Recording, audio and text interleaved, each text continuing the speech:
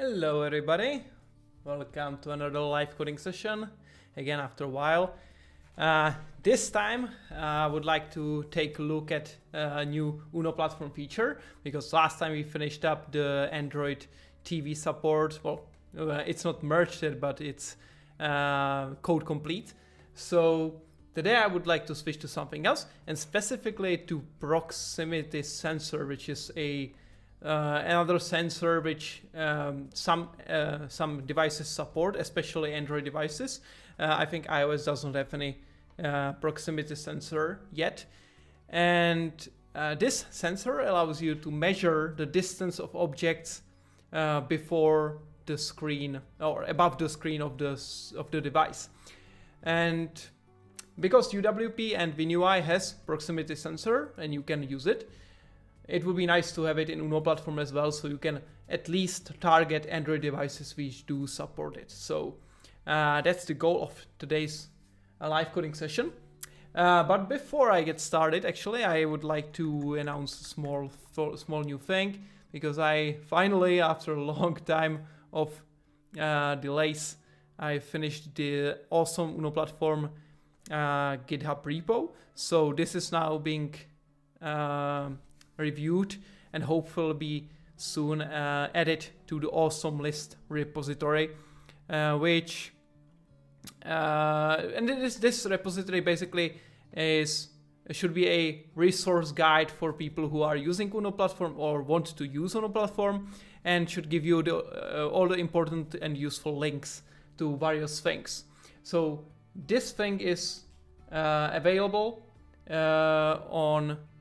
on my account, and you can go to awesome UNO platform and you can browse it there, and you are free to add any pull requests to add new links or new documentation and so on. So this could be like a one-stop shop for all the links and all the interesting sources about UNO platform overall.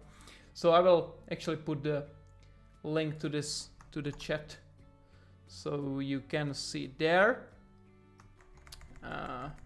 So hopefully it will show up there.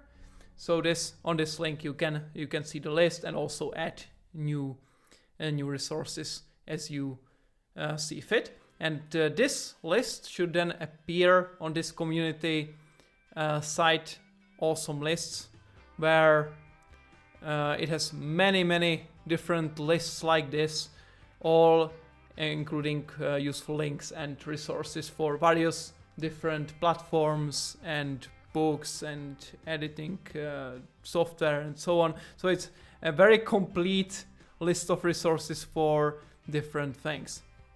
So yeah, that's kind of an announcement. It's a community effort, so it's definitely open for any contributions from anyone. So if you have some useful article about UNO platform or have some sample application that you want to showcase, definitely create a pull request and it can be merged and added. So let me close this and let's go and get started on the proximity sensor. So proximity sensor, I will first create a branch for this. So actually I prepared this Android proximity. So I create it and I will switch to that repository and set it to be targeting Android.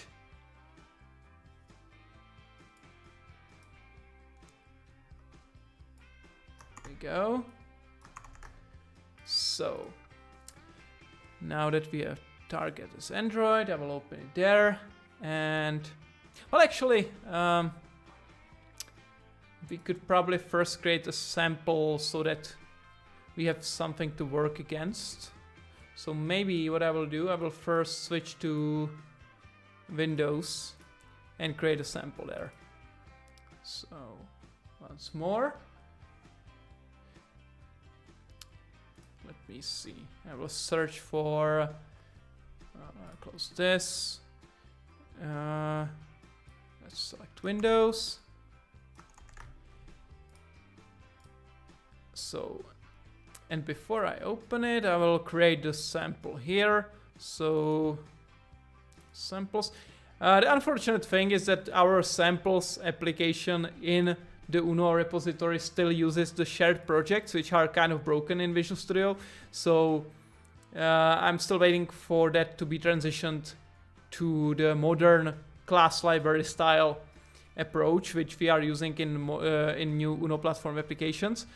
This should happen because we have an issue open for that, and it will probably happen quite soon. But we are still using the shared projects for the time being in the sample application, so I will just add it manually here, which will make it simpler at least. So I will base this on something similar. Maybe the light sensor is kind of similar because it has only one value, and I think proximity sensor has also just the distance as a value. So I will just verify that here. Get current reading is returning proximity sensor reading, and that reading has distance in millimeters and is detected. Whether an object is detected by the proximity sensor and a timestamp. So it's kind of easy sensor. So I will use the light sensor, which has just illumination value as the template, kind of. So proximity sensor here, and let's call this .xaml CS, and now do some renames. So I will just replace the light sensor with proximity sensor everywhere in this file. And in this file, I will do the same thing. So light sensor, replace proximity sensor. Of course, I will adjust the naming of properties and such, but this is just for now for simplicity. But because this kind of sensor page template is already battle tested, so I'm just simplifying things by copying. So let's go to here, and I will have to add the new sample in the list. So I will find light sensor, copy this thing here, call it proximity sensor, and light sensor is somewhere else as well here. So, oh, okay, right. So proximity sensor and proximity sensor here. Right, that should be enough. So now we have the sample included, and I will open the Windows solution and start there.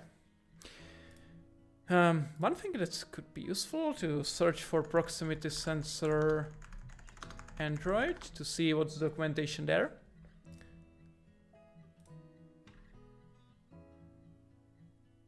So proximity sensor, and as we can see, it has only just single value, which gives you the distance from the object in centimeters.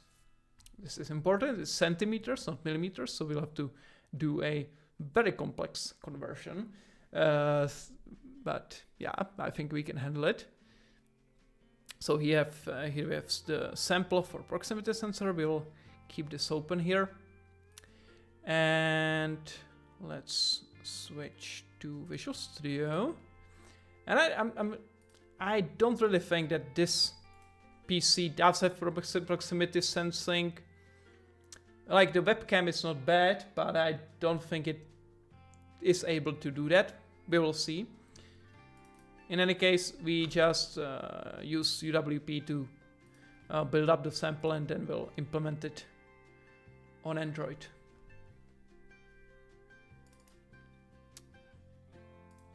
Okay, what is this issue here? Proximity. Did I make a naming mistake here? Seems likely. So, or yeah, it's samples 4. Devices. Proximity sensor. SAML. Oh, proximity sensor tests. That's the naming. Okay.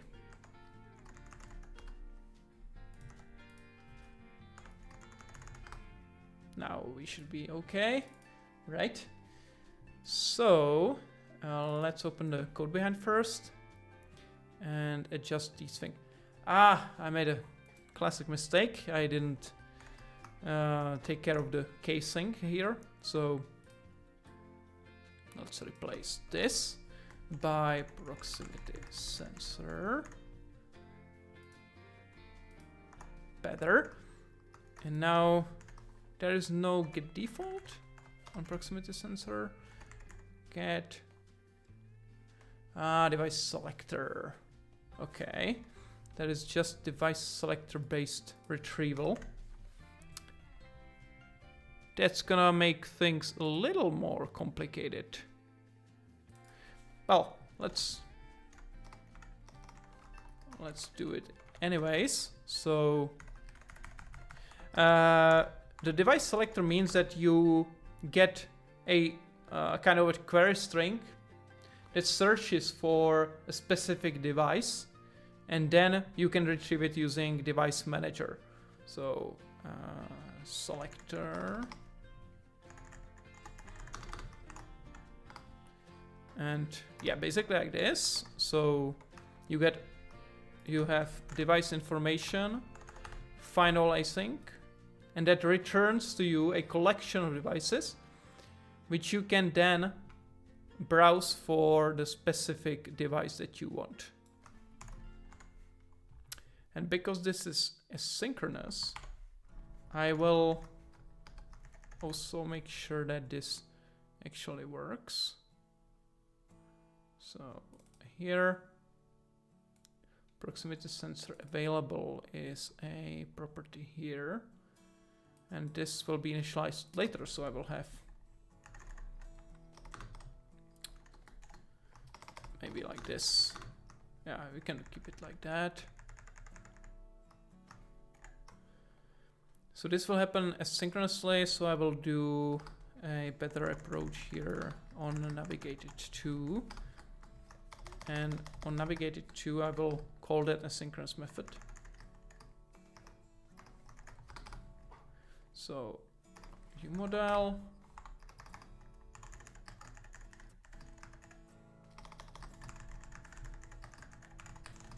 Something like this. Async void.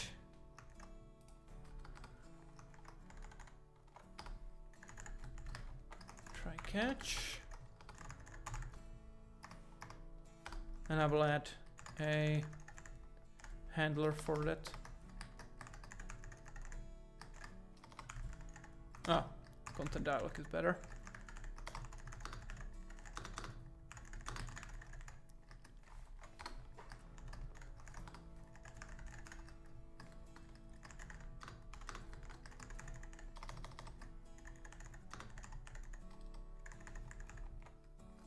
Okay. Like this. Just so we know if there is any exception happening.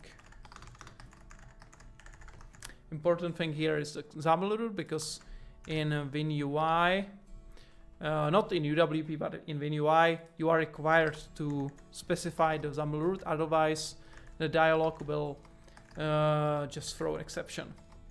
And this is important because WinUI supports multiple windows, so potentially you may want to display the dialog on a secondary window, and in that case, Windows needs to know which window are you referring to. Hence this new breaking change kind of that requires you to specify the XAML root. So okay, internal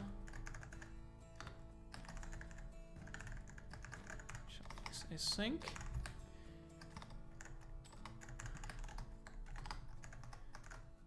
So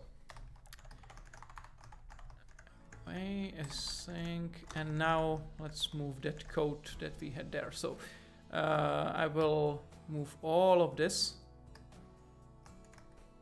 in here,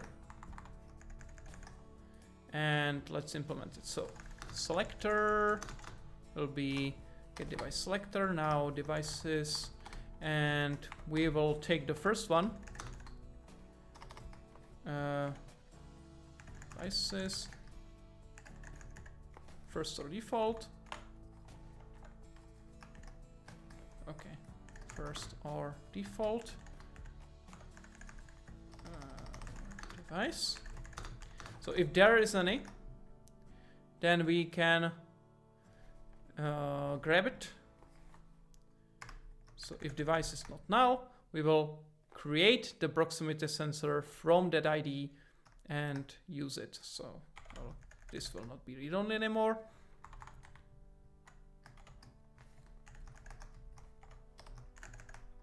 And now from ID, oh, it's not from ID, async from ID, we get that proximity sensor. And now if it's not null, we will race property changed is sense is available. What is the naming of that proximity sensor available? Like this. All right, report interval. There's no report interval on that.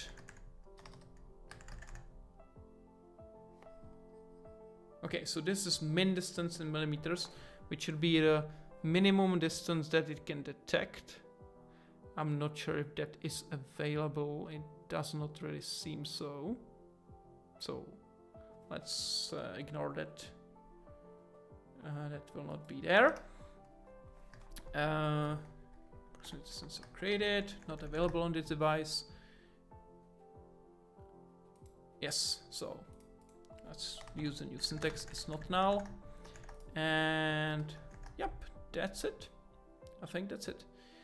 So now we'll be attaching the reading changed. When we attach it and it happens, then we store the readings distance in millimeters into distance in millimeters property, which will be, which is here, like rename this distance in millimeter. Yes, good. So that's it. Now it's a uint, so we need to make it uint, nullable uint actually. So it means that if there is no object, it will be null. Let's see. Sensor reading. This is millimeters. Yeah, it seems like it's distance between the object, and this is true or false whether if it's detected or not. So it means that if the distance in millimeters is null, it means there is no object visible. So we can actually implement that quite easily. And just to finish it up, there in the UI we will have this, bind it, and that should be it, I think. So let's build the app and see what happens.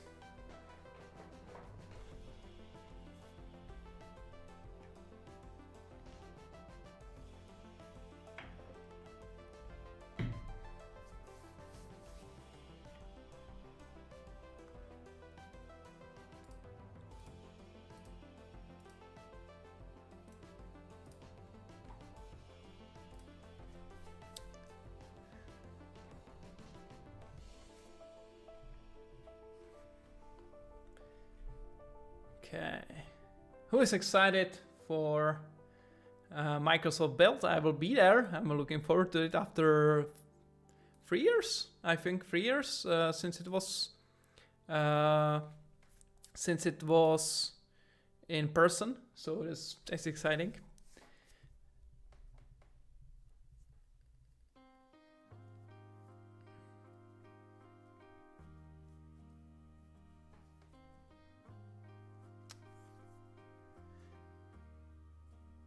Okay, this is loading. There was something red, but it seems nothing too bad because the app is launching.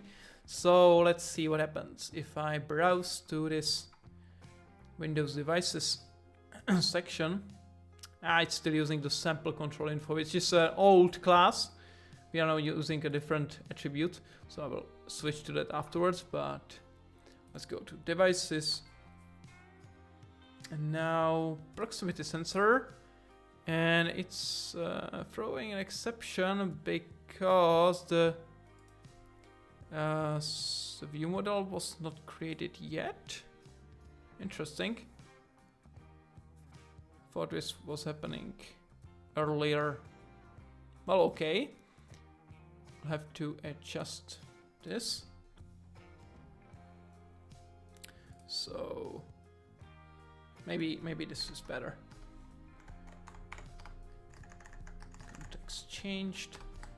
So when data context changes, I will then initiate that initialization. No. So here we go. Much better. We can get rid of this and make this async. Let's also fix the sample attribute. So sample, this is the namespace or namespace category name, and this is description. And this should be view model type equals, and also ignore in snapshot tests. All right, let's launch.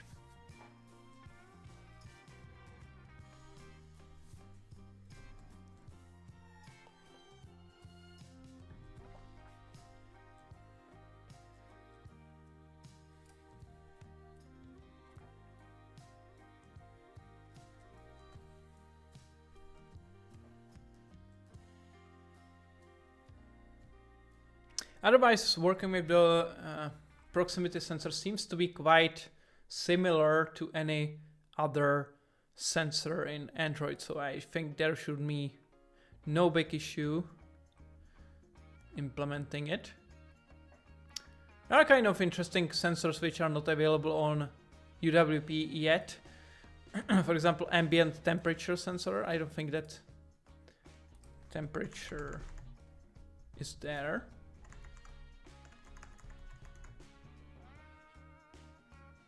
But this is not the kind of temperature that I'm looking for. No, there's no temperature sensor. Orientation, we have a lot of them actually already implemented. Inclinometer, I don't think that we have that. But inclinometer, do we have that in Android? Inclinometer, don't see that, but it's maybe a rate rotation vector, probably. I'm not sure. We'll have to check for that, but let's go to our current task. So Windows devices and light sensor, proximity sensor. I have to rename this from tests, but yeah, there is no proximity sensor on this device. I can verify this. Right, it's throwing for the previous page, and I cannot close the content dialog, of course.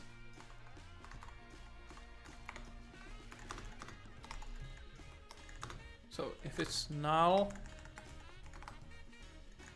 turn, otherwise initialize. And we should add a close button there. Okay. So here, let's add the name of proximity sensor.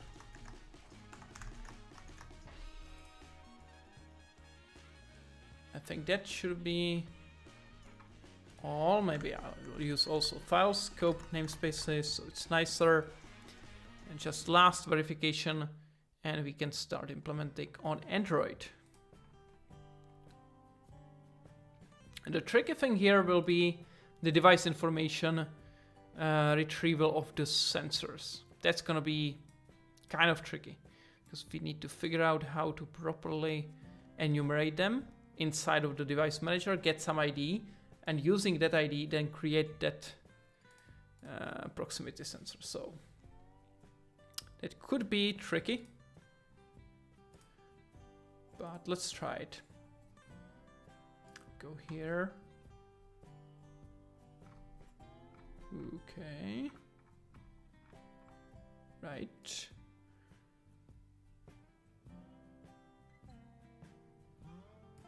Yes, some proximity sensors only provide binary values representing near and far, and that's what I'm seeing on my phone actually. It seems like it's just giving me 0 or 15 centimeters or something like that. No, 5 centimeters, I think.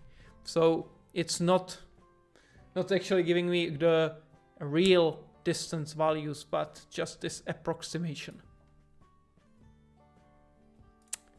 Yeah, so there is no proximity sensor, but the app is not crashing anymore, and I can verify that this works. If I refresh this, I should get a device collection. There is no devices there, so that's good. All right, so we have a sample. Let's add it. So test proximity sensor sample, and let's push it. And let's now switch to the actual implementation on Android. Open this accidentally. All right. So let's go to UNO 4, and there we have source, cross-targeting override. I'll switch to Android 14, and let's open that solution filter.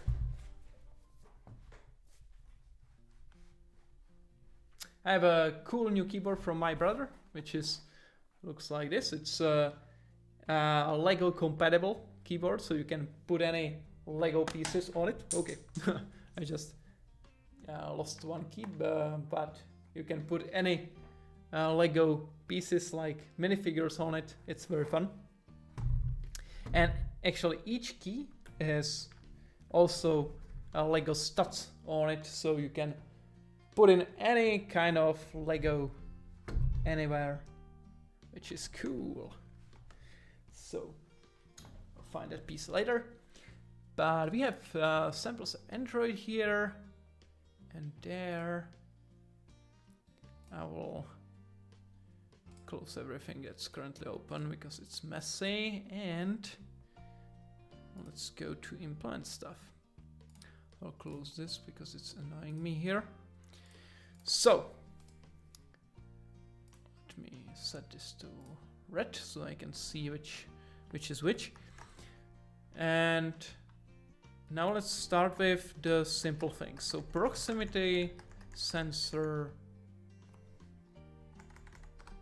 here. I will copy the reading and changed event args. And I will copy it into the proper place, which is here, devices, sensors.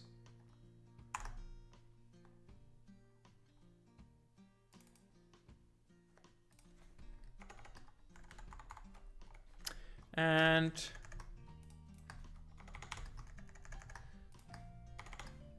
I will keep only things that are actually useful or usable for me. So device ID I will need for the device information.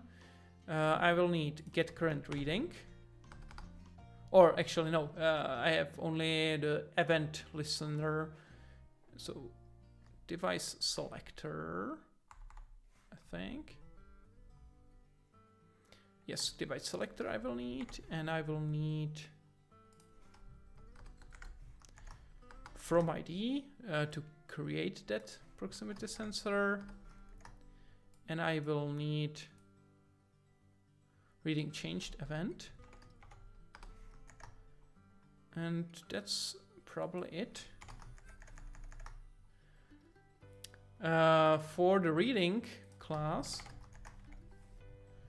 I will keep distance in millimeters, and I will keep is detected, and I will also keep timestamp, so that's good.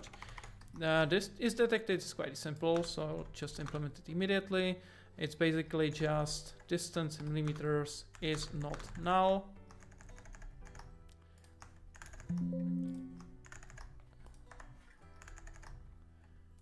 And let's take the documentation for that class. So it's quite nice when you use it.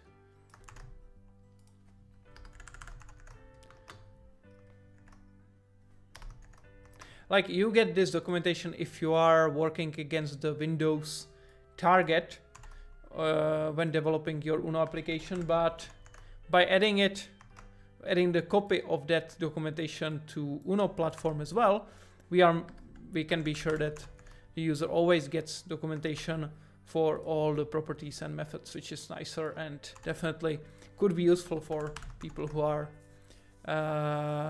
switching platforms often.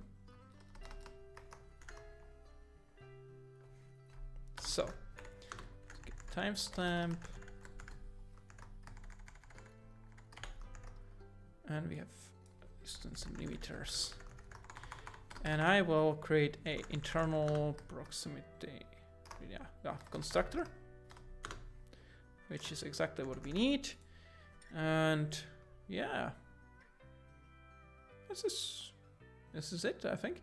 And this class we can mark as implemented because we have it now complete, and we can actually mark it as implemented everywhere, even though we are only implementing the sensor for Android, because the class itself will not change its behavior or will not change this implementation when new platforms are supported. All of the future platforms potentially will still use the same constructor and have the same free properties with the same behavior. So there's no need to implement it or mark it as not implemented on the other platforms, because the warning sign that you get will be the proximity sensor not being implemented, not the other things there. So proximity sensor will be implemented on Android. It will have device ID implemented. It will have get current reading. No, it will have get device selector, but get device selector will be implemented everywhere. It's just a string. And from ID will be implemented on Android. This will be implemented on Android. And yes, for these like this. And current reading. Okay, this. Right, so this cleaned up, and now, oh, okay, I've done this in the right place, right? No, it's fine. And now this one, this is the sensor reading changed event arcs. So this changed event arcs will be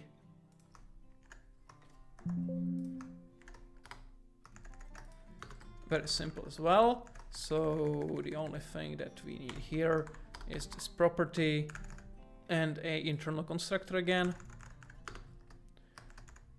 Yeah, exactly. That just sets the reading correctly. So again, let's copy documentation so we have it nice and clean. So it will be like this. This is internal constructor, so we don't need documentation, and we need this. Gets or sets? I don't think so. It's gets. So this is a bug in documentation we can fix quite easily. Where is that? Contribution, yeah. So let's fix it. Right.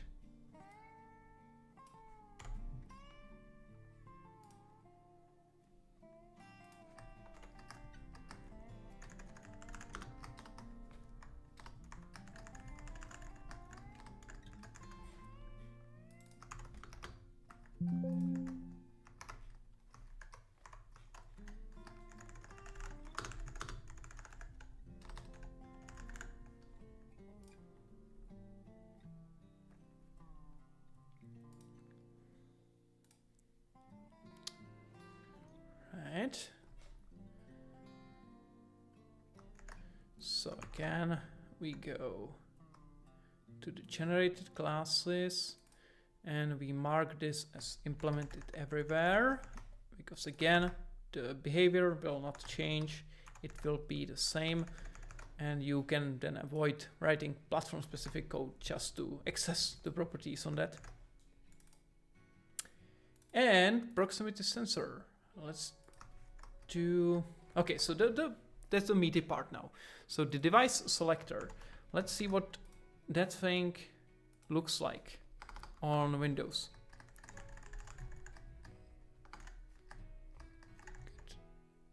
What is proximity device? Okay, oh, that's a different thing.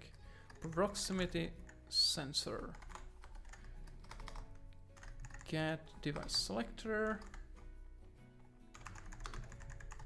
So we have the selector there.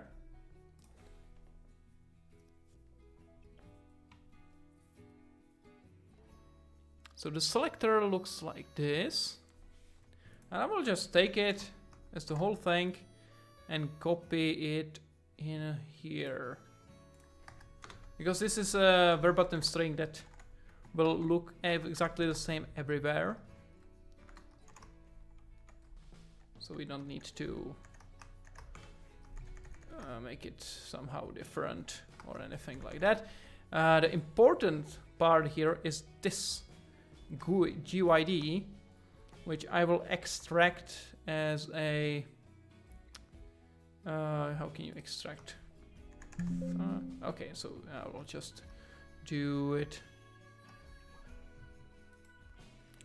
like this.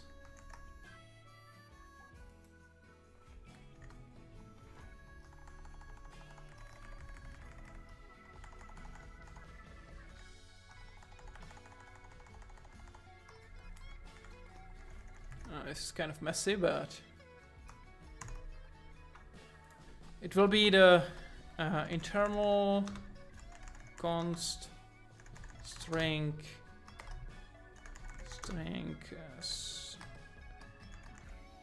interface ID. Okay, let's put it there like this. So this is the interface ID which will allow the device information to query for the right device type. So like this, we'll use this to query for it. So device manager get yeah, so device information. We have that class already because we've used it for MIDI implementation. So here, so device information static find all async.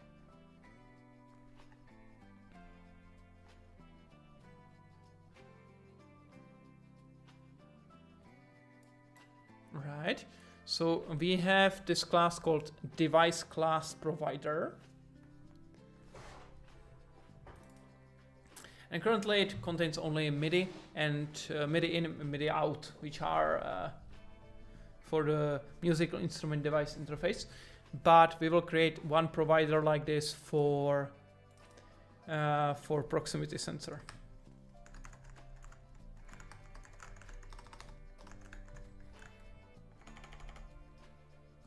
So it's gonna be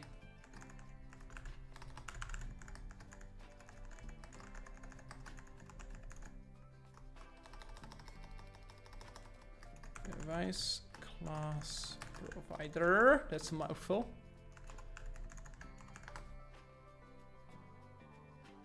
Okay, and I think it has to implement some kind of interface or something like that. It's IKE device class provider, so let's implement it. It's internal, which is okay. And now the interface look like this. So it cannot watch. We don't have a watcher for this one.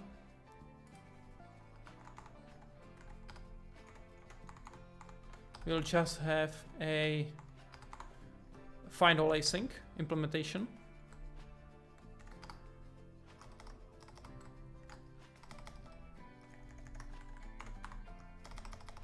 So this will be just an empty implementation for now, at least. But for find all async, we will do the actual retrieval of the device. Or actually device IDs in this case. So let's see how this is implemented on Android.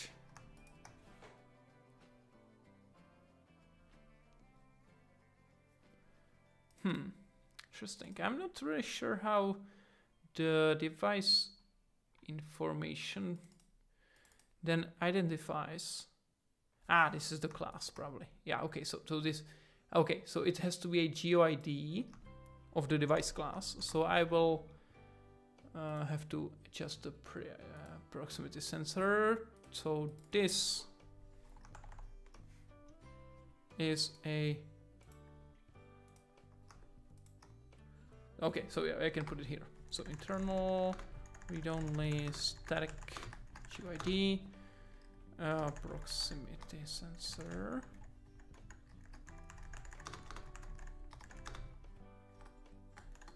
And this will be GeoID.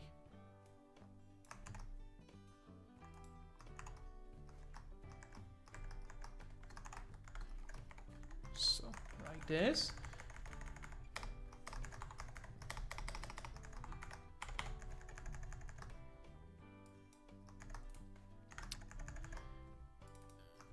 Right.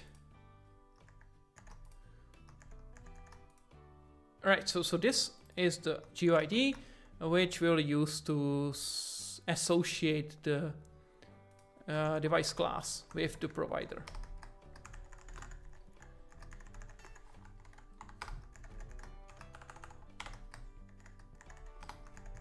Good. So that's it. Let's use file scoped namespaces while we edit. Yeah, this is nice like this. And what else? So this is available only on Android. So on the other platforms, it will just give you an empty list, which is okay. And actually means that we probably don't have to. We can implement the other. We can implement the from ID? No. Yeah, you will not get the ID, of course, yes. So, yeah. So, yeah, let's continue here. So, we will this is already implemented, so technically we should be all fine without changing the things.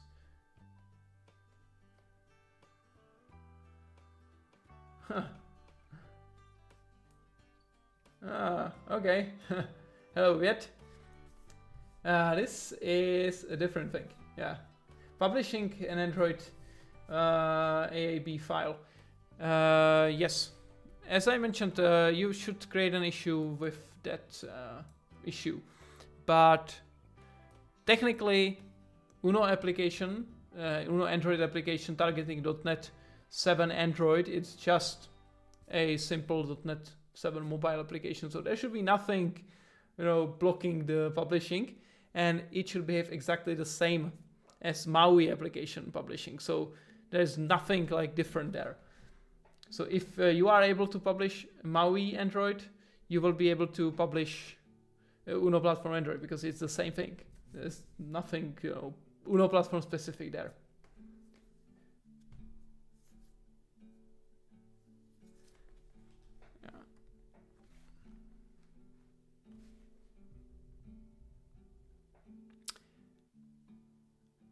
Alright, technically like the best approach for publishing the binaries would be to have it in a CI, and there should be like CI templates for publishing MAUI Android applications, for example, so those should be reusable as well for the Uno Platform mobile project, same way.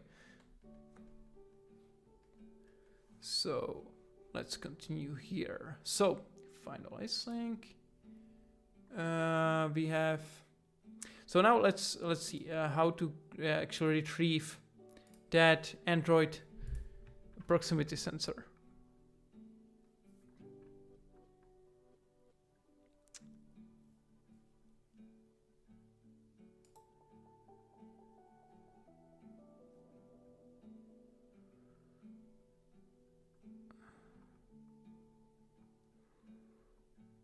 So yes, so if there is a sensor, proximity sensor, then you can use this get default sensor to retrieve it.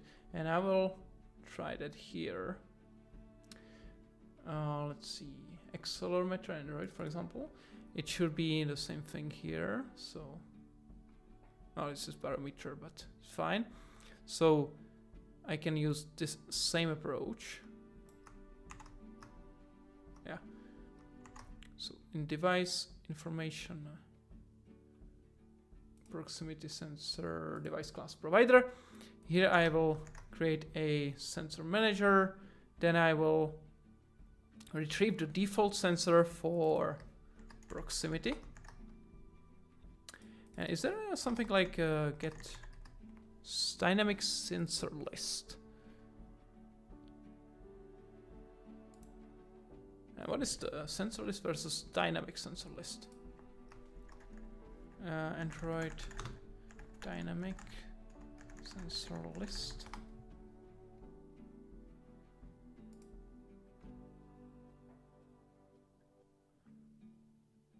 No, I don't think that is happening like that. Like the hinge sensor is a separate sensor from proximity sensor. On the Surface Duo, on Galaxy Fold, and on the new Pixel Fold, you have a special sensor for foldables, and we have it implemented. We have it implemented already. It should be the exact same one that you can use with Surface Duo. It should be exactly the same sensor. So you can use the hinge angle sensor, which is in Uno Platform already, and that will give you support for the Pixel Fold as well. So you will get the angle, and you can see how it opens or closes. And it's interesting because in case of Surface Duo, in case of Surface Duo and as well the Pixel Fold, as we've seen in the keynote, the angle of the sensor is very precise, so you can see the exact angle that it's open. But if you compare it to the Galaxy Fold, in that case you can see only like very rough approximation. So it's like 90%, like 90, 180, and 0. So you don't get any exact measurement, which is kind of annoying. Yeah, hinge, actually, it's the hinge sensor was there for a while in Uno. We actually have that implementation from Microsoft. Actually, they implemented this Uno. There is Uno Foldable. They implemented this, and this hinge angle sensor is there for a while. Actually, it's 2 years old. The original implementation, there was some improvements, but it's kind of there for a while. But it should be, it's implemented using the general implementation on Android, so it should support the hinge as well on Pixel Fold. Like it's using the hinge sensor name, and it should work without problems. So yeah, when Pixel Fold comes out, we can test it, and it should work fine. Right, let's go here for this thing. So yeah, I was looking for the dynamic sensor list. What does it do as compared to Android, to the non-dynamic one? Right, dynamic sensor list. Dynamic sensors of certain type. Okay, doesn't really.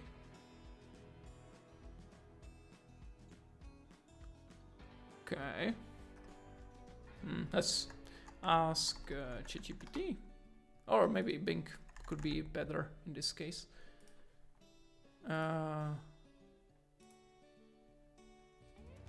We get dynamic sensor list. What?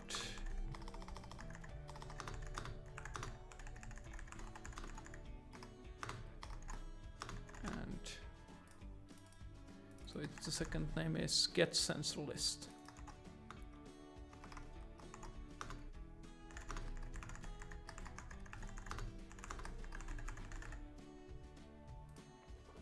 Right. Let's see if Bing knows the answer. I'm guessing the dynamic one will be updated on the fly when new sensors are added or removed. And the sensor list itself is just static.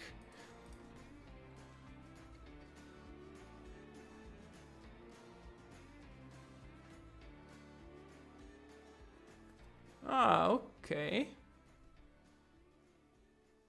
Oh, okay, cool. So the dynamic one is a better one because it represents the actual ones that are currently available. So I will use that one. Sensors. And for each of those sensors, I will need to generate device information from that.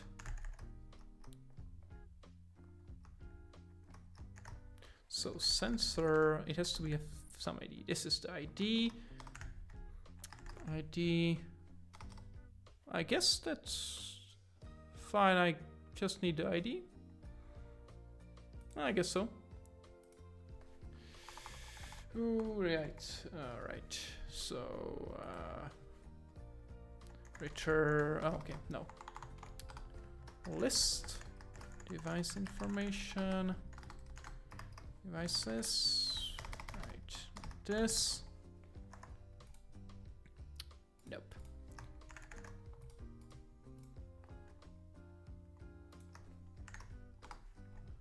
Devices. Okay. Devices and what is the constructor expecting? Device identifier. Okay. And that's a string ID and device class. So sensor ID to string. This will be the ID of that device plus the device class, which is device class GUIDs and proximity sensor. Okay, this should construct the device ID. We return this.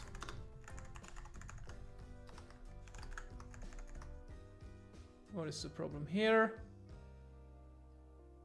Ah, of course.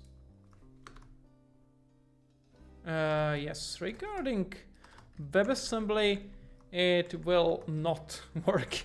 The problem is that on WebAssembly there is no proximity sensor support yet. We will need invariant culture. Okay. If you take a look at what can web do today, there is this website called What Can Web Do Today, and that there is a list of various things that the browsers can do today, like including Bluetooth, NFC, which is not supported on this device, but it's in general supported. There is serial port, USB, various cool features. But if you look here, proximity sensors, so this API exists, but it's not implemented by any browser yet.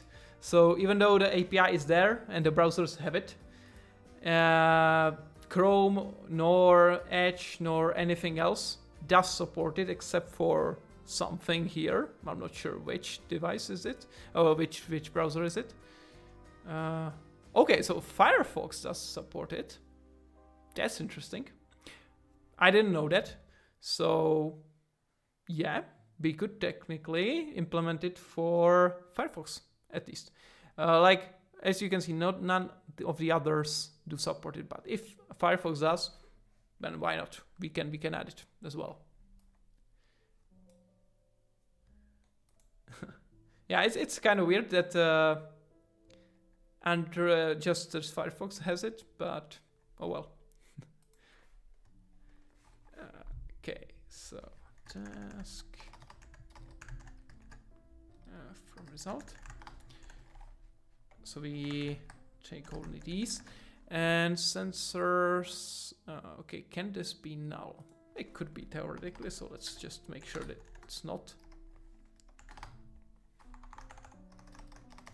If it's null, then we will return task from result, just to make sure that this case doesn't happen. You know, Android, you never know what happens, so it's safer like this.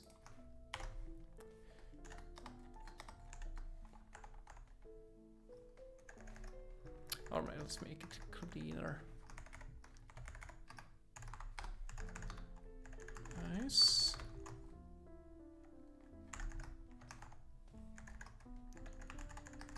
Formation.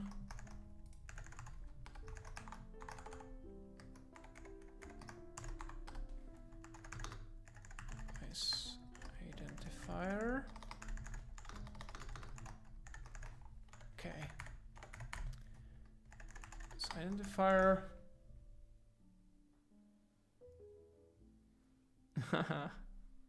If it's null, then we could put the default buy a new phone. Yeah. Actually, it's interesting that iOS doesn't have proximity sensor yet. Or actually, it probably has it, but it has it only for internal usage. So you cannot implement it yourself, or at least it wasn't possible before. I'm not sure if it changed since, but I doubt it. Proximity state. Huh. Okay. Proximity sensor is close to the user. So technically you could see a Boolean value true or false. So it would be like the is object present. So yeah, technically we could implement it on iOS as well, even though very limited manner. Yeah, like you don't get the distance itself, but you get at least something. So why not? All right, so let's go here. We have the retrieval. So now that we have the ID, we will. Yeah, so we get the ID, which is device identifier, which is ID plus device class. You can then parse it and then use it in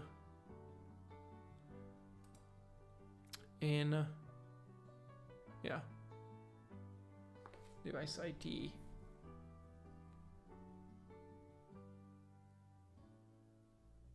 Okay. So let's go to proximity sensor, and now we will implement the from ID method. So now the from ID method should be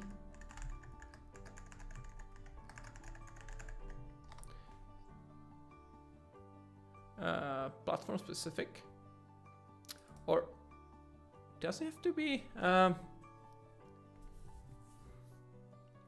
Yeah, it should be platform specific, because the retrieval of the sensor itself will be platform specific. So it should be here. This should be partial.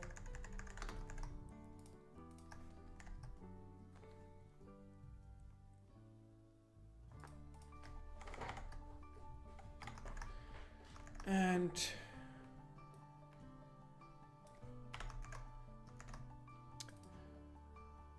so device ID is something that we'll get from the device information.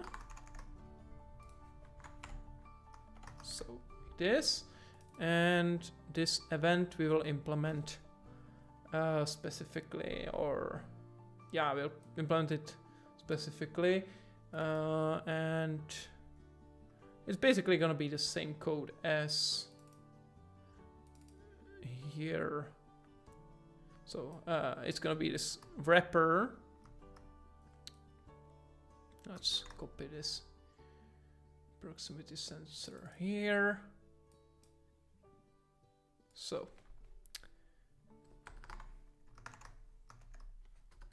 just put it here.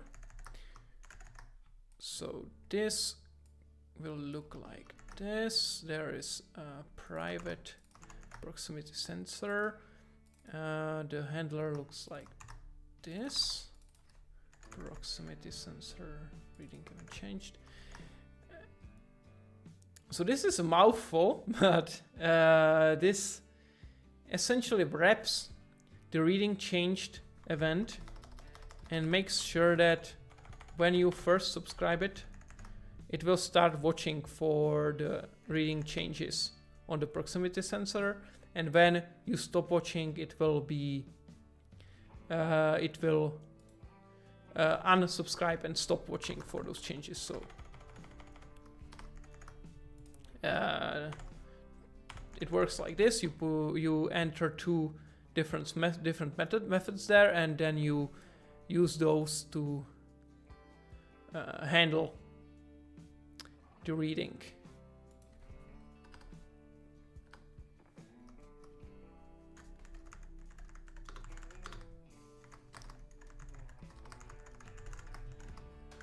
So like this, partial void stop reading. So the partial methods, so they can be, okay, so it has to be like this.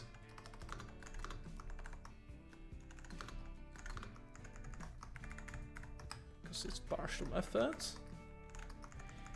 And this implementation will then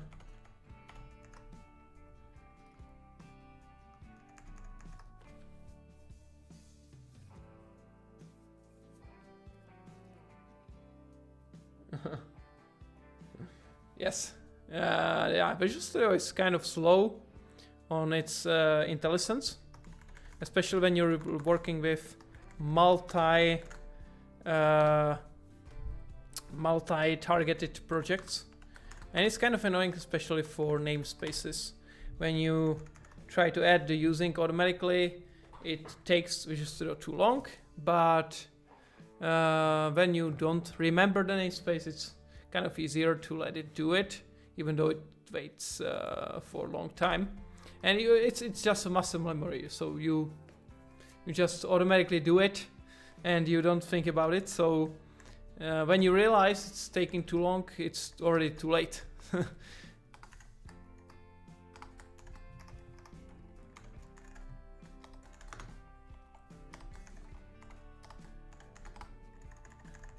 So if it's not a valid sensor, then we ignore it. And now we will try to retrieve it. So sensor manager helper, or is it sensor manager helper? What did I use there? And here, basically the same thing as this. I just have to take the right one from there. Is there something like get from ID or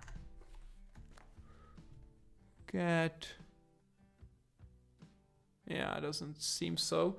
So you have to get the dynamic sensor list and find the one that you are interested in. So something like this. So in the sensors, we'll get the default, first or default with the right ID. So the ID has to be equal to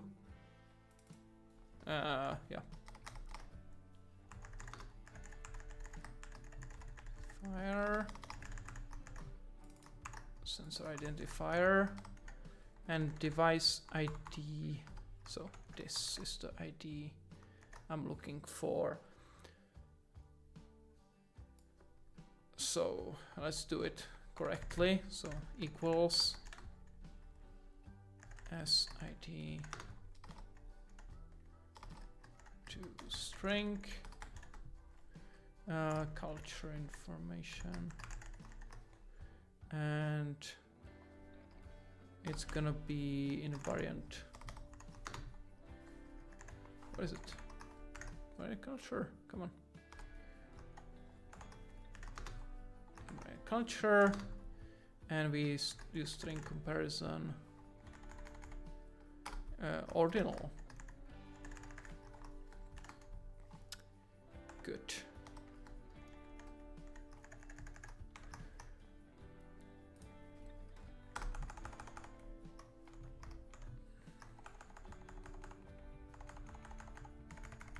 So we compare it to sensor.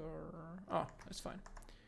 Sensor string comparison ordinal, and this is using system.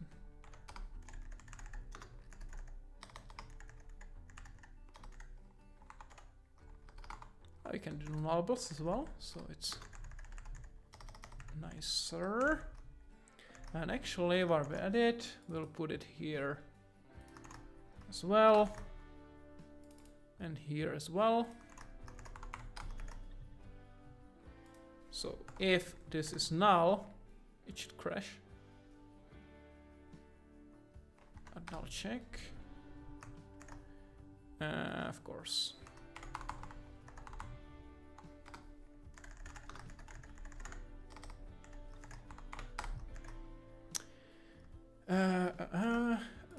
Here we have this is there's no null checking required, and here if I put nullable enable,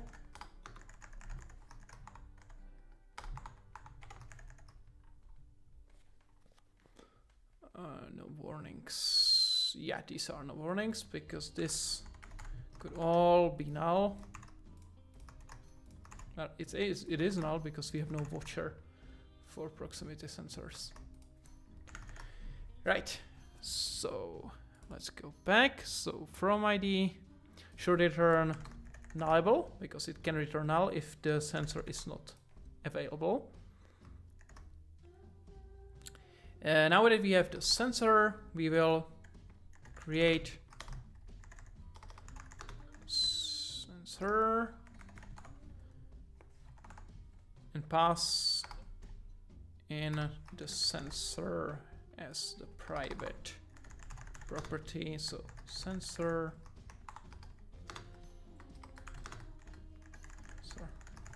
Oh, it cannot be null because it's it has to be nullable because we have to set it not immediately but later. And finally, all right, let's do it like this. And finally, we need the ID of the device. So sensor ID, device ID, and that's gonna be the sensor ID that we passed in originally. All right.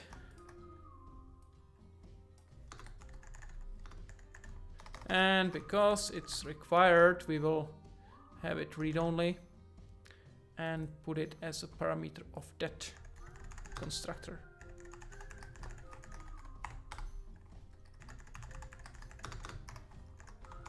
Right, that's progress. So finally, let's implement the sensor watching itself. So now we return the sensor. Right, need the device ID. Sensor ID. So now that we have the sensor retrieved, we will watch for the changes and then they then take care of them. So there should be two partial methods: start reading and stop reading.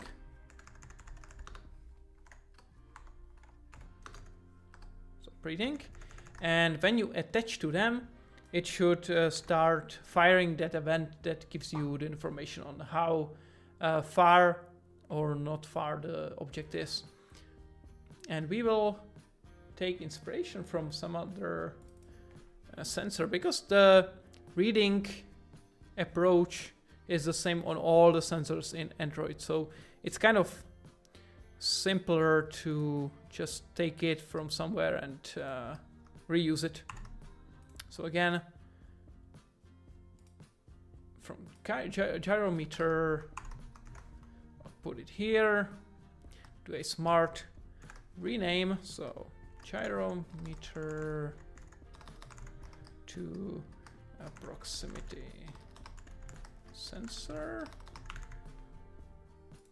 And the same thing for the non-cased version.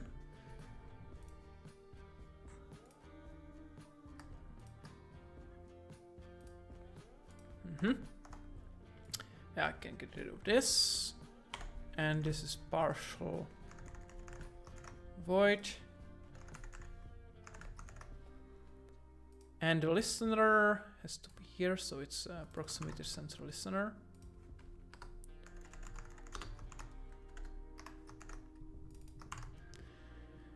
So we set that listener, and then we start listening to that sensor. And because there is no sensor delay setting, we'll just use normal here. And that's it. So in the listener, what do we have here?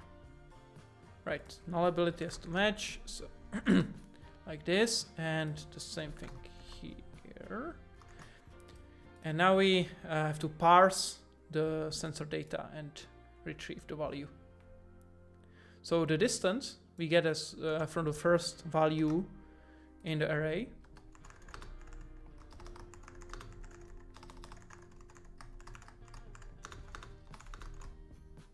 So the distance will be in centimeters. And it's gonna be, yeah, stop reading. What's the stop reading problem?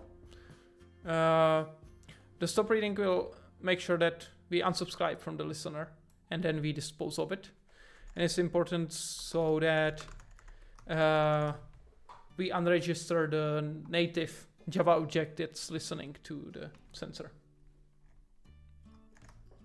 And we have to make sure this is not null, so it's null. If it's null, we return and ignore this. And if it's not null, then we will read the value from there. And it's gonna be a float value.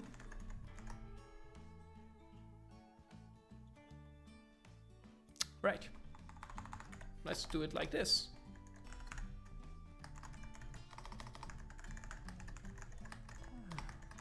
Default is not float distance in centimeters. So if we don't get a distance, then we return, and otherwise we will construct the reading changed. So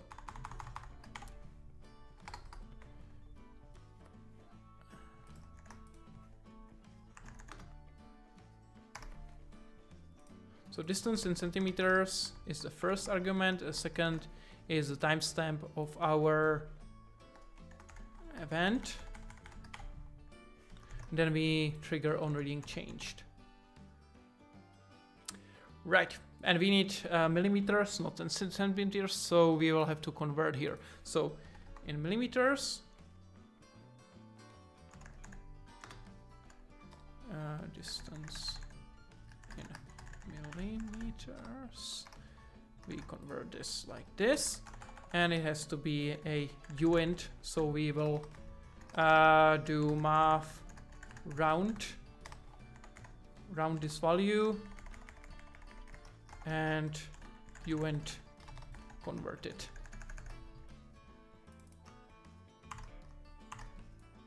And of course we'll then put it here.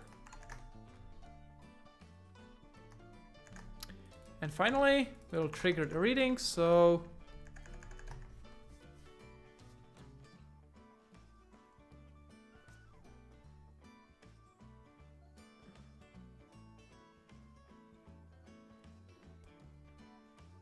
yeah, I'm in the stop reading handler, I'm disposing of that listener. So it's unregistering the listener from the sensor, so that means that the sensor will stop sending the events, and then I dispose it and null it, so it's no longer sending any events. Right. So finally, the last thing that we need is on reading changed. So internal, and it's on that proximity sensor itself. So void on reading changed. Proximity. So what's the type? That's the proximity sensor reading, and then in there I will just trigger the event. So reading changed wrapper event. So the wrapper is always initialized. There is no race. No. So event invoke this and new event args with the reading. That should be all that we need. And now I think we are ready to test this. I'm not completely convinced that this will work the first time around, but it is looking kind of good. I think there is not much missing. Proximity sensor. Let's just add some documentation here. Right. Properties, device ID.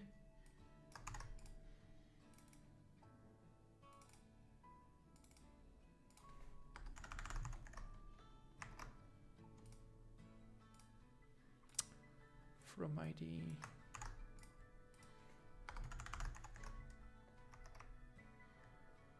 Sensor identifier. Returns a proximity sensor object.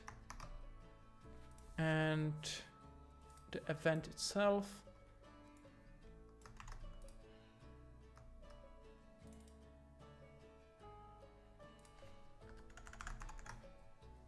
Nice. Okay. That's it. That's it. Oh, the device selector. I forgot about that one. So this gets the device selector, nothing too original there. All right, so let's run this on my phone.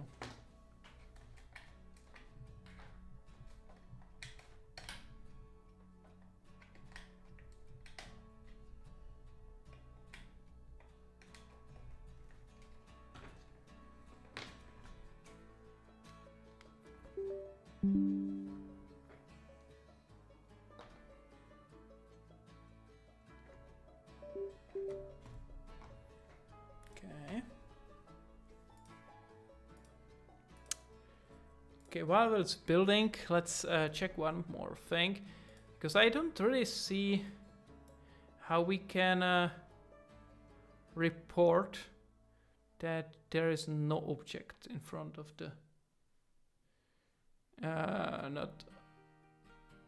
there's no object in front of the sensor.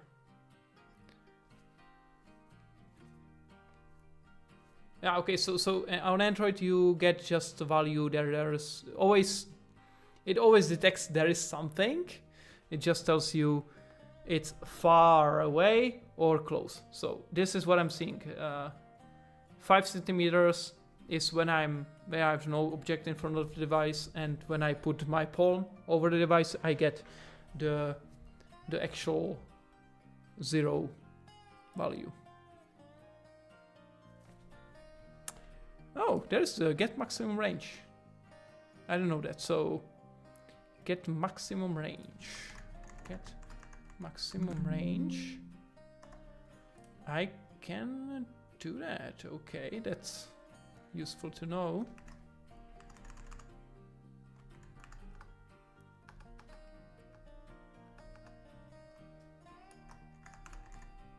Maximum range. There's no minimum, but maximum, so we can add that property. That's, I think that was proximity sensor.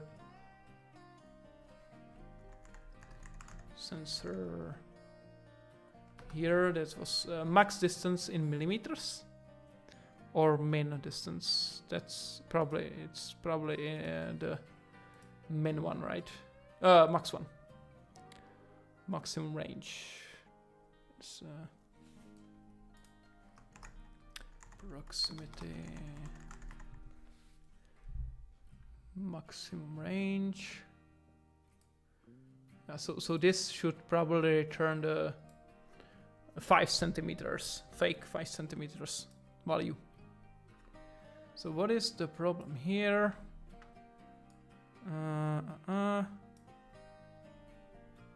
What happened? Yeah, okay, so this is the problem. It's never used. Yes, it's never used because it's not implemented. So I will have to do this. Disable.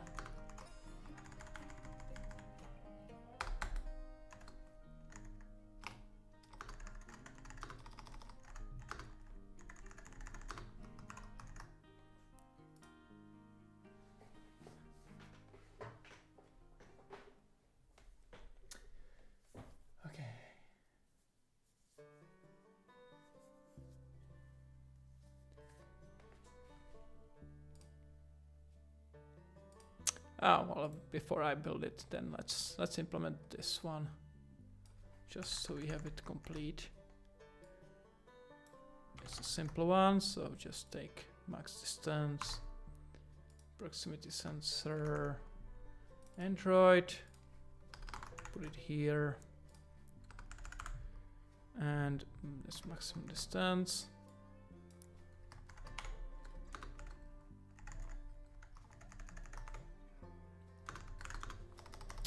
And this will be retrieving that sensor maximum range. And it's a float, and it's gonna be in centimeters, so it has to be again times 10 math round,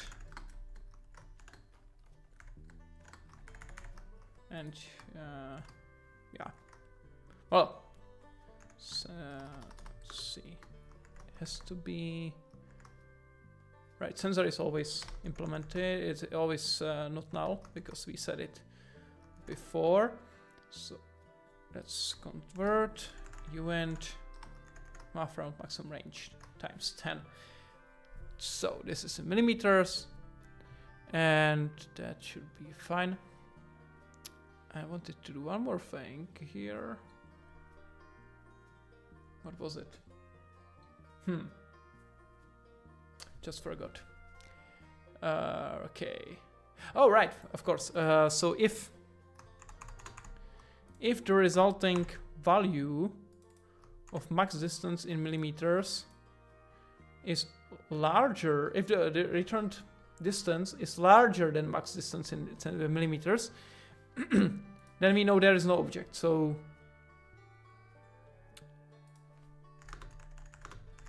detect it.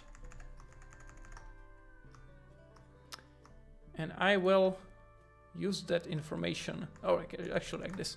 I will use that information here. So uint if distance in millimeters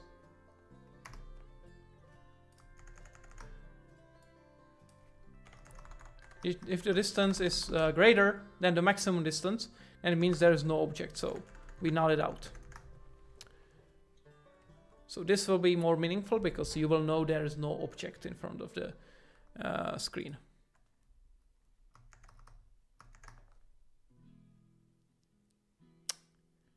Yep, it should be okay. You know, we do the rounding before that, so let's do it before. So if distance in centimeters is greater than the sensor. Okay, sensor dot maximum range. If it's greater and potentially equal, I think. So let's do it. Actually, this one better. So sensor maximum range. If it's bigger than maximum range, then the distance will be null.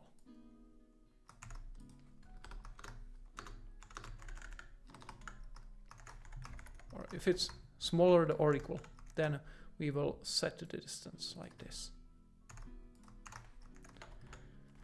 Right.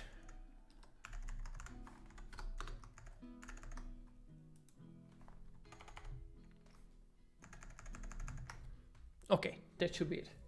So now that we have this, what I would like still to do before I launch it, I would like to add that indicator if there is an object or not, just so we see it on the page. So devices, proximity sensor, tests. Okay. I hope I didn't freeze Visual Studio. All right. So is object detected? Is detected? Is detected? So we just add one more property in here. Detected.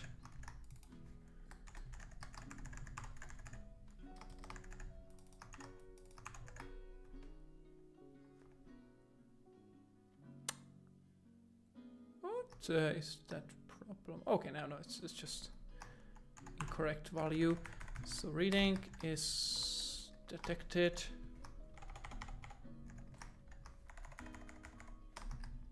Is detected. And it's gonna be a boolean. And this needs to have a backing field.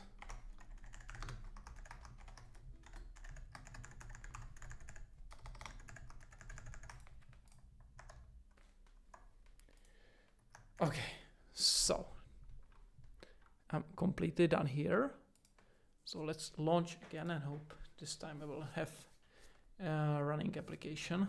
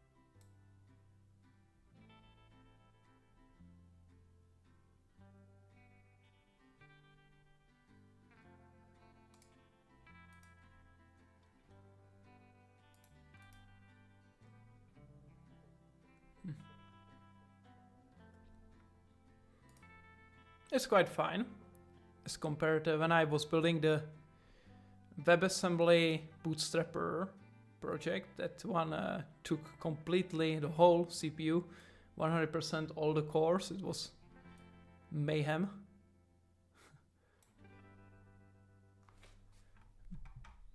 Okay, so we have some problem there. Something failed. So this actual error was what? It's not an actual error. Not error. Error. Nah. So what was the problem here? We failed somewhere. This is not really useful. Current project. In here? Some error? No. Doesn't seem so. Right, let's build this one singularly first. I will skip this.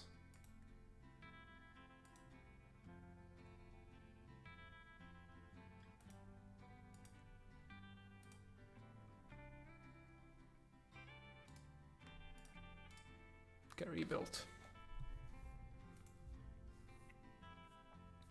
Visual Studio, come on.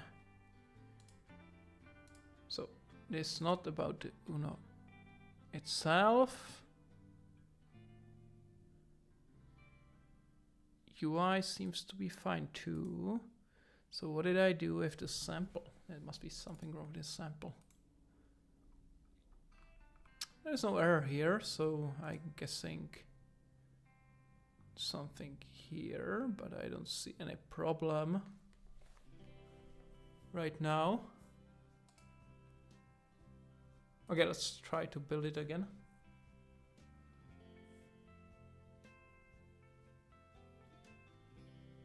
It was just some kind of weird error. It will disappear.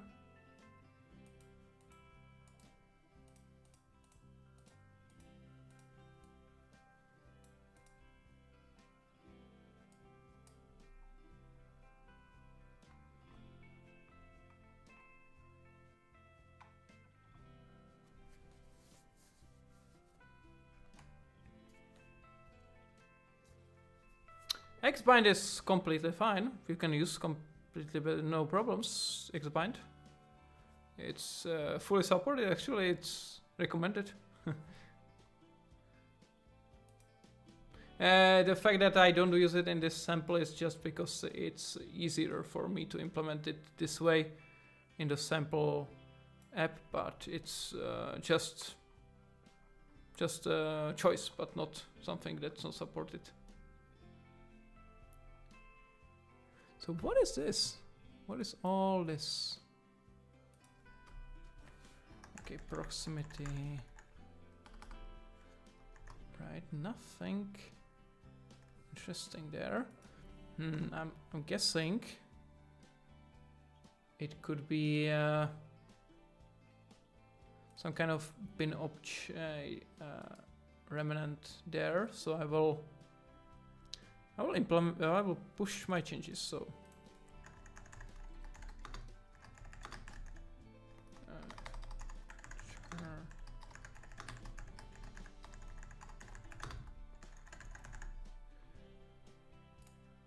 And so this is the implementation that we have. So feed support for proximity sensor on Android.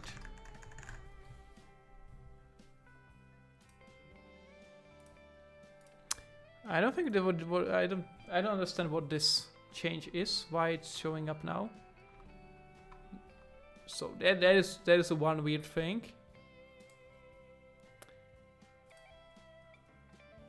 What I will do, I will just close this, discard the changes, and maybe completely clean up this repository instead. So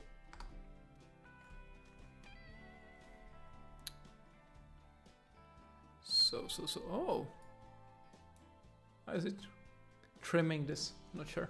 So git clean xft.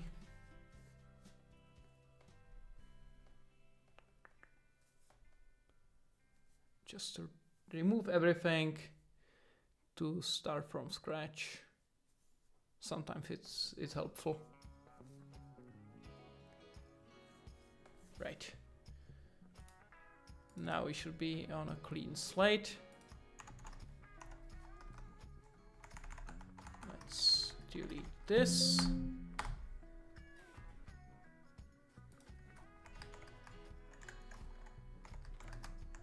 And let's actually try .NET 7 Android so that we are running on the latest and greatest. Maybe that's gonna help.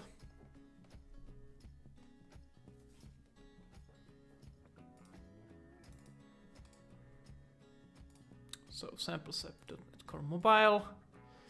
I'll wait for it a little bit because it's gonna have to load all the projects synchronously.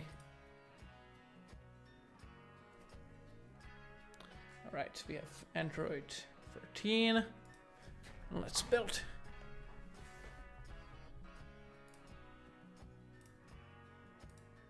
So hopefully this time it will be better. Okay, not better at all. Okay, nope. Nope. What is this?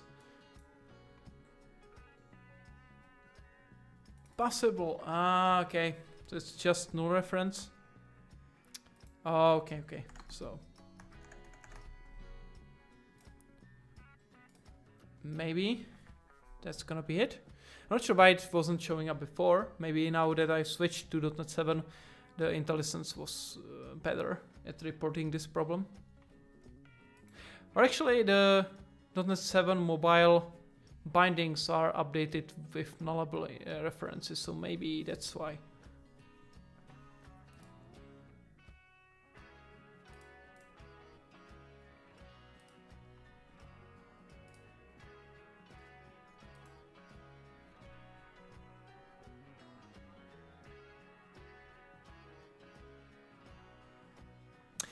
So, Android does offer more sensors like humidity sensor or ambient temperature, which we don't have in UWP, but we could create some toolkit sensors that would have the same kind of UWP-like API, so that you can build use these sensors in your application without having to implement them in a platform-specific way. That could be nice. But for now, let's focus on this, because it seems to be deploying to the phone, so hopefully it will work.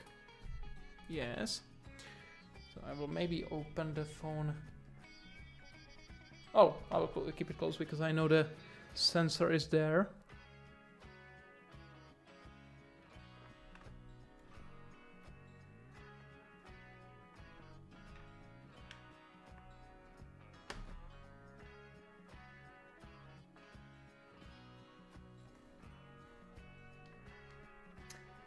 Okay.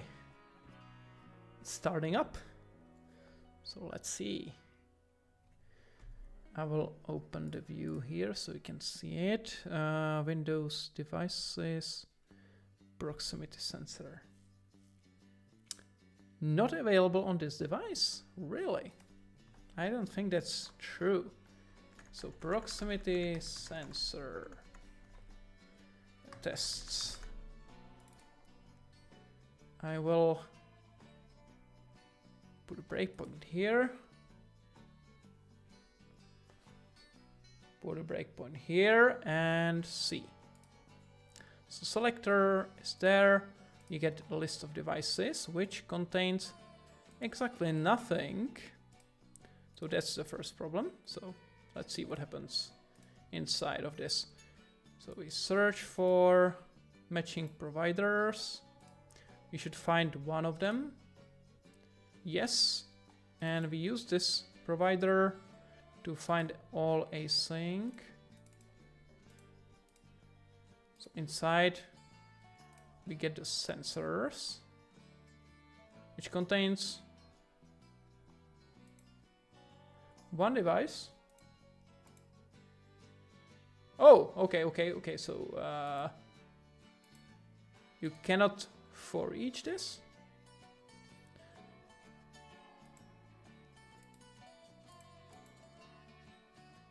Oh, there is nothing. Why is there no sensor in that list? Oh, maybe you need some kind of permission for that. You know, that's kind of possible. Android proximity sensor permission.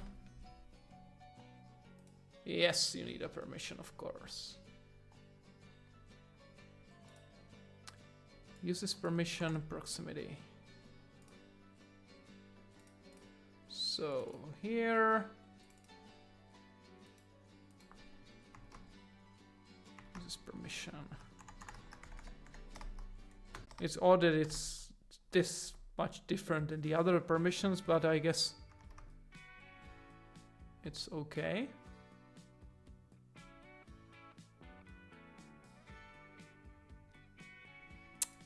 All right.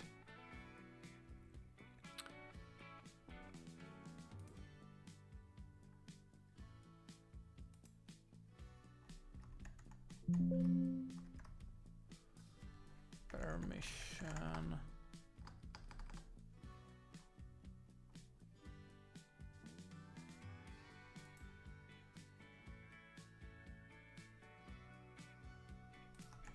Proximity, no. Nope. Okay, let's search for this one.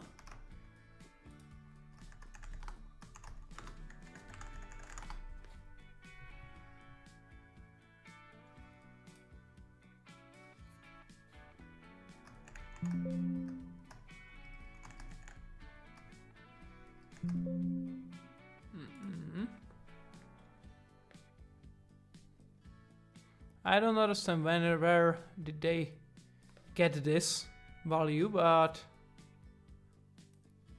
yeah, let's see if it helps.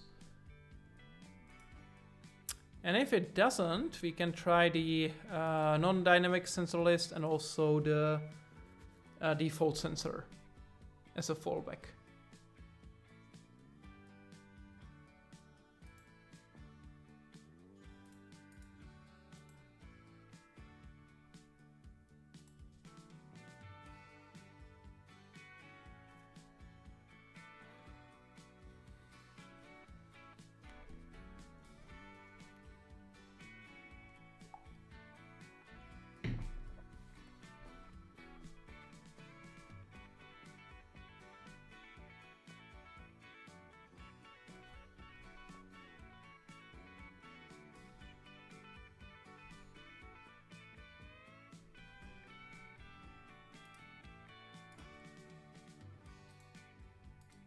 Yep, seems there is nothing.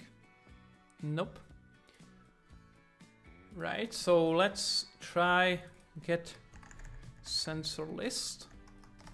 Get sensor list, and if there is nothing,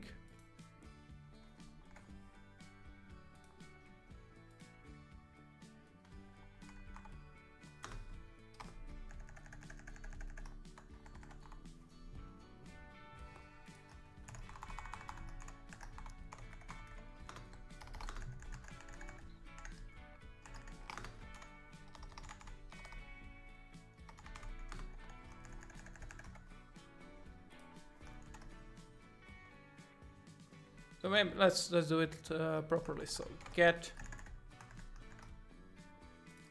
dynamic will be the default. Then we have get sensor list, and null or sensors count 0, and we will try to do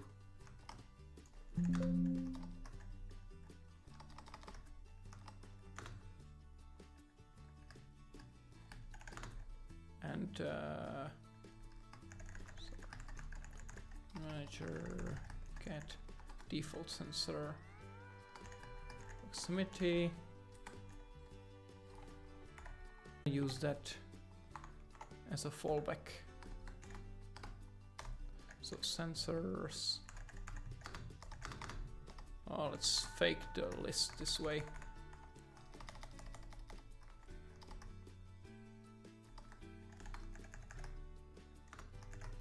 Right. So list sensor.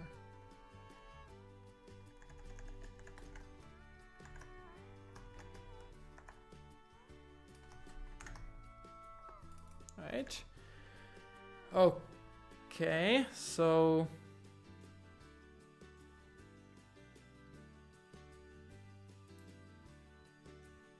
okay, let's move it inside.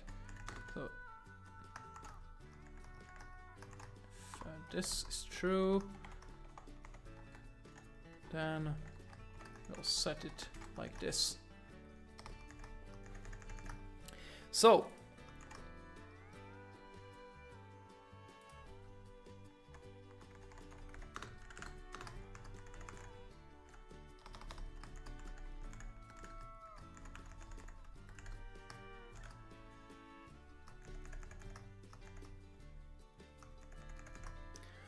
then we for each across the sensors, create them and return them. That should be fine. And let's see if this works. If it doesn't return, if the dynamic sensor list doesn't return the sensor list, then I will try the sensor list, and finally the default sensor as the final fallback. Like I think this should work by itself, but maybe there's some kind of bug in Android that the dynamic sensor list does not return it.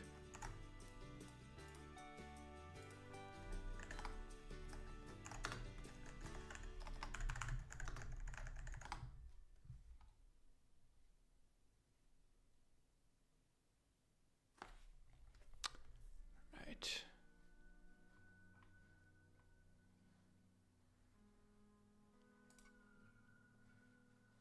Uh-huh.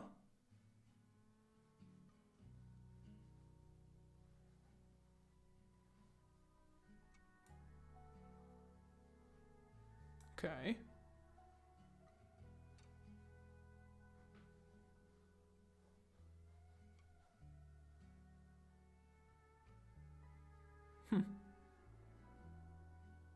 Intriguing.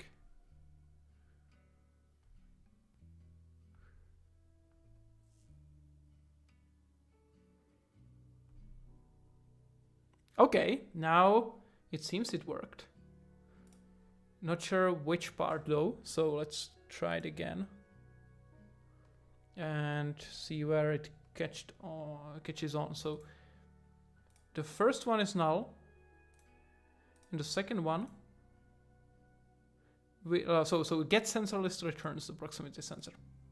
Not sure why, but it is good because now we have the proximity sensor created. And let's go to proximity sensor Android here. But what we are doing wrong here is that this is null, of course, because we don't have the sensor. So we'll use get sensor list here. And that should definitely contain the sensor. So this should be okay. And we will get the sensor here and work with it.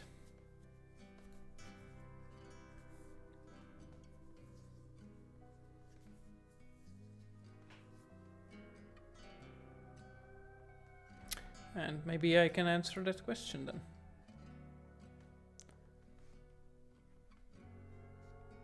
No, I cannot, because this they use the get sensor list, not get dynamic sensor list.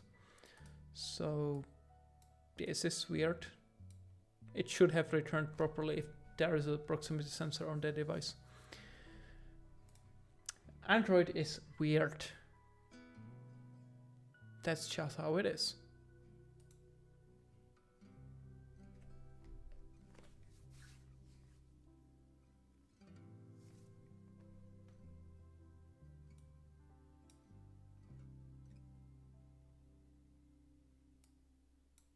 Okay. So we're deploying. And we have the device here. So let's open it on the screen. Devices, proximity sensor, and attach reading changed. So we can see now we have distance in millimeters 50, and if I put my palm over the device, now it's 0. Okay, so it is working. So when I put my palm there, it's kills the screen, but you can see it is working if I'm very careful. So, but the distance in millimeters now is 50, and I think that's not really what we want, because we have the maximum range. Let's see, maximum range. What is the maximum range there? Max distance is 50, so maybe the condition should be less than, not equal, because if it's equal, then it's the maximum range, and that means that the object is not there. It's like the default or infinity kind of. So this way we should get a proper reading.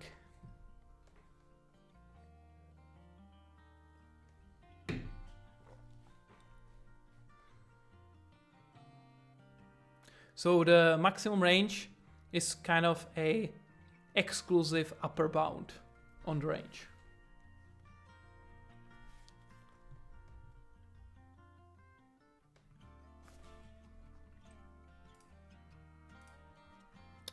So let's add this here. So all these changes should be okay. So let's do this and just device search logic maximum range, and with that we should be all done here. So let's now just verify the final changes, and we should have our proximity sensor implemented. It's unfortunate that I don't have a device that has more cores proximity sensor, so this is kind of not as good example, but let's see. I will open the screen here. So if I put my palm over the screen, we should get the reading. Yes, so true. You can see true as detected. So I think that's it. So it seems our proximity sensor is working, and we can create a PR with this. Even though I will still have to add the documentation for the sensor, but I don't have to really show that on the stream because that's not as interesting. It's basically just letting ChatGPT do its thing and generate documentation and tweaking it afterwards. So support for proximity sensor on Android. And I will, is there an issue for this? Not an actual issue, so enhancement, support for proximity sensor, and this will be Android specific.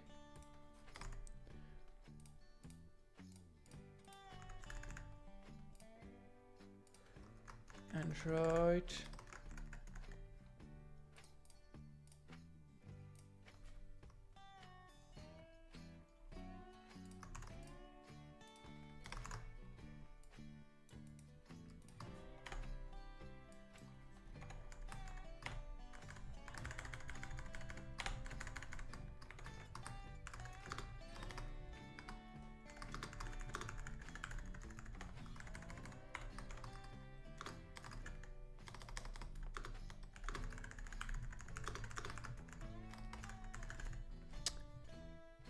All right, that's it. So this is the implementation on Android, and we can next time probably look into how to implement this same thing on WebAssembly. As we have seen on Firefox, we have it, so why not try it? And we can also try implementation on iOS, the limited one, where we will see if the device is there or not, object is there or not. So yeah, we have something to do for next time. All right, so thank you for joining today's live coding session, and I will see you probably in something like 2 weeks, because next week is build, so I will be there in person, and next Monday after that I will be returning from Seattle here, so I will be completely jet lagged probably. So I'm guessing that I will do the live coding session during that week, but not on Monday, on some other day. We'll see. So thank you for joining today. I hope you enjoyed it. I will post the recording on YouTube as a video, but it's there also as a live session replay. And yeah, if you have any feedback or any ideas what to implement next on live coding sessions, I have a repo for that. I have GitHub. On GitHub I have Martin Zygmunt live coding backlog, and this backlog is the place where you can post your live coding session ideas, what I should tackle next. And actually you can see that the proximity sensor was already there. So yeah, let's mark it as there's no in progress setting, but Android is done. So if you have any ideas what to look into next, there is a list already, and I can see there and prioritize any future issues as needed. All right, so thank you, have a great rest of the day, and see you next time.